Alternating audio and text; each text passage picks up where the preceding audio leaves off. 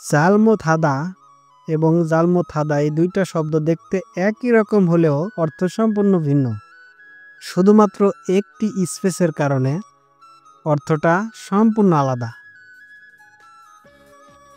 জালমোথাদা অর্থ ভুল করা, যেমন সুকজেরুল জালমোথেসয়, বাড়ির কাজ ভুল করেছি। ইরুল জালমোথেসয়, কাজ ভুল করেছি। জেগা জালমোথেসয়, মিয়ানেয়, ভুলটা আমার হয়েছে, দুঃখিত। আর অন্যটি হচ্ছে জালমোথাদা, অর্থ ভালো না পারা, যেমন জনন নরেরুল জালমোথেয়, আমি গান ভালো গাইতে পারি না।